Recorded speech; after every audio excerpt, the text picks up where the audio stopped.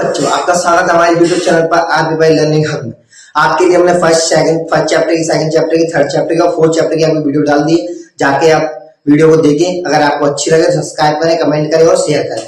आपके लिए हम अब लेके आए हैं कोऑर्डिनेशन ज्योमेट्री। कोऑर्डिनेशन ज्योमेट्री में आपने 9 में सीखा हुआ, इसका हम बेसिक बताते हैं पहले कि इस लाइन को बोलते हैं वाई कोऑर्डिनेट। अब ऐसा इस लाइन को बोलते हैं एक्स कोऑर्डिनेट ऑर्डिनेट। ठीक है, ये फर्स्ट क्वाड्रेंट होता है, ये थर्ड सेकंड क्वाड्रेंट, ये थर्ड क्वाड्रेंट, ये फोर्थ क्वाड्रेंट। ठीक, फर्स्ट क्वाड्रेंट में आपकी एक्स और वाई की वैल्यू हमेशा याद रखना, पहले हम एक्स की वैल्यू रखते हैं फिर बाद में वाई की वैल्यू बन जाती है।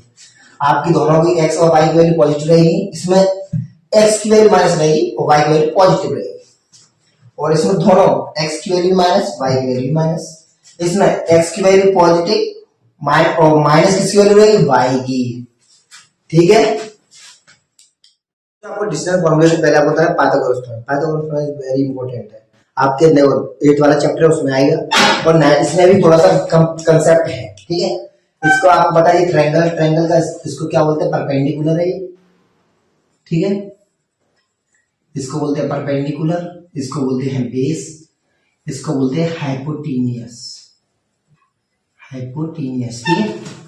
आपको पता है इसका फॉर्मूला होता है h इक्वल्स टू b का स्क्वायर प्लस p का स्क्वायर। ठीक है, आप अगर h एक फॉर्मूला निकालोगे तो p का स्क्वायर प्लस b का स्क्वायर।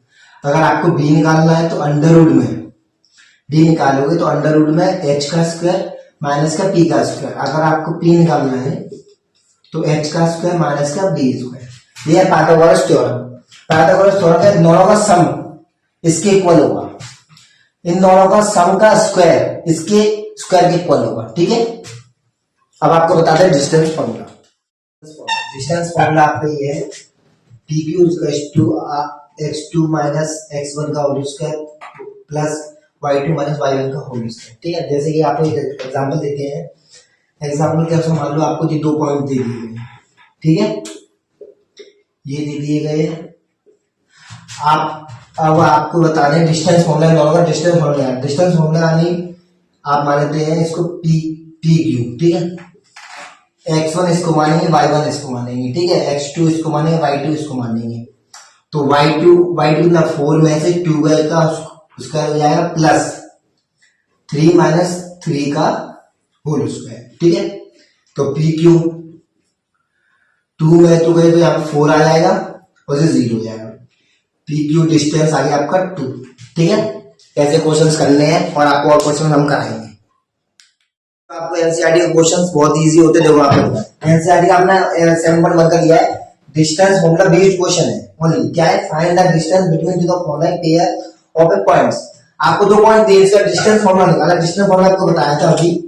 डिस्टेंस फॉर्मूला क्या था, d equals to x2 minus x1 का whole square plus y2 minus का y1 का होल स्क्वायर। यानी कि आप इसको मानोगे x1 y1 x2 y2। अब निकालो आप फॉर्मूले के अनुसार। तो आपका x2 क्या है 4, तो 4 में से 2 गए कितने बचे, होल स्क्वायर कर दो। अभी धीरे धीरे स्टार्ट करना, कोई दिक्कत नहीं।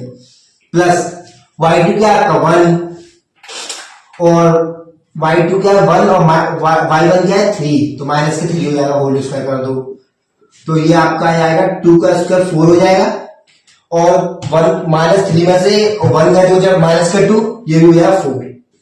तो d की वैल्यू है अंडर रूट का 8। ये हो गया यूनिट, ये आपका होगा डिस्टेंस। आपको ये वाला क्वेश्चन करना है और अब आप कम आते हैं। आपका नेक्स्ट टॉपिक है सेक्शन फॉर्मूला। ठीक है, सेक्शन फॉर्मूला वेरी गुड। देखो सेक्शन फॉर्मूला आपको ये फॉर्मूला दिए गए हैं, ये मिड पॉइंट निकालते हैं, यानी कि दो पॉइंटों के बीच का पॉइंट। ठीक है, मिड पॉइंट है। इसको हम मान लेते हैं, ये मिड पॉइंट डिवाइड कर दिया हमने m1 अपॉन में m2। ये रेशियो में दिए जाएंगे, आप क्वेश्चन में दिया जाएगा रेशियो। इन पॉइंट को मान लिया x1 y1, इसको मान लिया x2 y2। ठीक है, क्वेश्चन बहुत इजी मिलेंगे आपको, इस फॉर्मूले में पुट करना बस आंसर आ जाएगा आपका। ठीक है, आपको अब इसका क्वेश्चन कराएंगे। अब आपकी कौन सी सेक्शन चलेगी 7.2। ठीक है, जो आपको लिया हम सेक्शन फॉर्मूला के क्वेश्चन। ये बोला गया find the coordination of a point which divided into joining minus के 7,7 एंड माइनस के 4, माइनस 3 इन द रेशियो 2, ये एक लाइन है, आपको एक लाइन दे दी गई है P कोमा Q, ये आपको डिवाइडेड कर दिया रेशियो में 3:2 के रेशियो में, इसको मान लिया आपने Q मान लिया, ठीक है। अब आप करते हैं तो आपको पहले फॉर्मूला लिखते हैं हम। सेक्शन फॉर्मूला आपका था एक्स वाले में m1 और x1, m2 और x2 और m1 प्लस m2, ठीक, ये था। अब y वाले फॉर्मूले बताया था आपको हमने m1 y1 plus m2 y2 plus m1 plus m2, ये बताया था, ठीक। अब इसमें हम करते हैं तो हम डिवाइड कर लेते दो पार्ट में, ठीक है।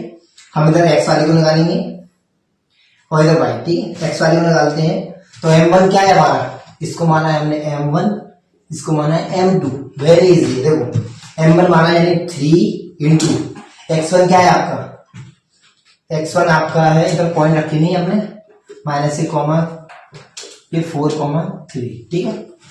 m1 हमारा -1 है, m1 क्या है हमारा, m1 है 3 इंटू और ये हो गया -1 प्लस, ठीक है। m2 क्या है हमारा 2 इंटू x2 क्या है हमारा 4, ठीक है। और m1 प्लस 2 ये हो गया 8, ठीक है। माइनस के 3 प्लस का 8 और 5, ठीक है। x यानी कि x की वैल्यू आ गई आपकी 1। अब y वाले टर्म से निकालते हैं, ठीक है।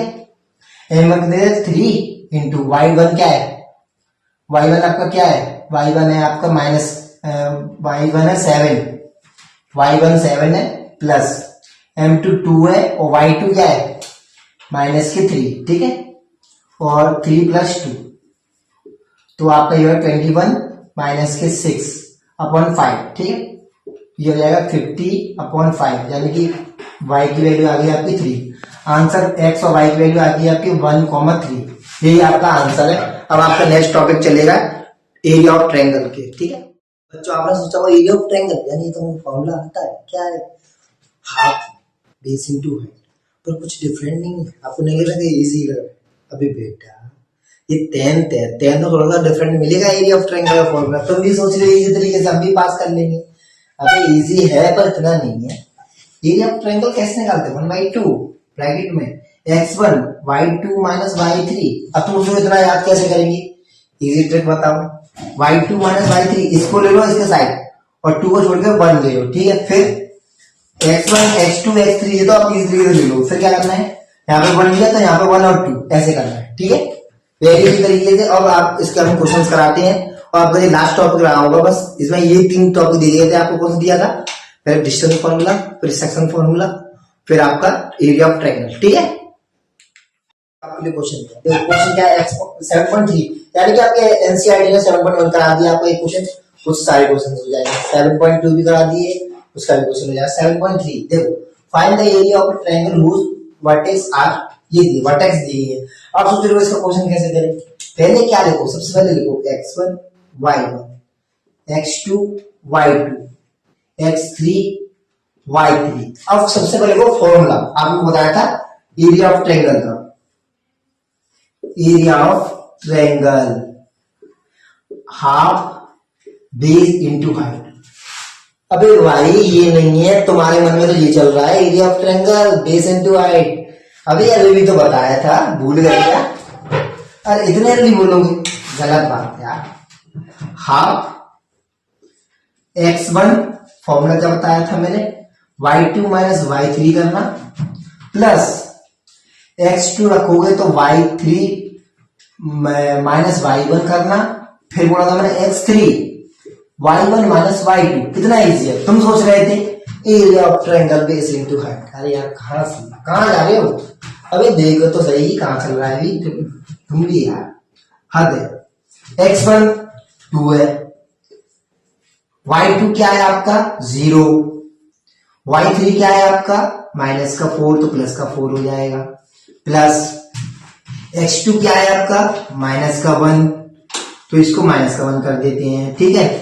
y3 क्या है माइनस का 4, y1 क्या है माइनस का 2 हो जाएगा, माइनस का 3 हो जाएगा, माइनस का 3 प्लस x3 क्या है आपका, x3 आपका 2 है, ठीक है। y1 क्या है आपका 3, y2 क्या है आपका 0। मॉडुलस का मतलब है ये नेगेटिव में वैल्यू आएगी ना पॉजिटिव में हो जाएगी। और हमेशा मैं कभी यार आपने एरिया तो नेगेटिव में देखा है तो आप सोचो थोड़ा सा दिमाग लगाओ, कभी आपने सोचा एरिया नेगेटिव में आता है? क्या समझते हो यार, समझ नहीं रहे, बात तो समझो क्या बोलना चाहता हूं मैं। करोगे आप 8 आएगा, माइनस के 7 यानी आपका 7 हो जाएगा, प्लस का 7 ये आपका 6 आ जाएगा, ये 50 हो जाएगा, ये 21/22।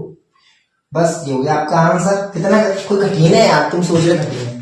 अगर ये आपको वीडियो अच्छी लगी हो तो सब्सक्राइब करो, कमेंट करो और शेयर करो। और ध्यान रखना क्वेश्चंस आपको मिलते रहेंगे। आपको जब बोर्ड का एग्जाम आएंगे, जब आपको मेन टॉपिक के हम क्वेश्चंस भेजेंगे, वीडियो डालेंगे, और लगे रहो लगातार। कंटिन्यूटी बहुत मेन है मैथ में। आप सोच रहे हो एक दिन लगा के मैथ को छोड़ देंगे, ना, कंटिन्यूटी बहुत जरूरी है। ठीक है, चलो।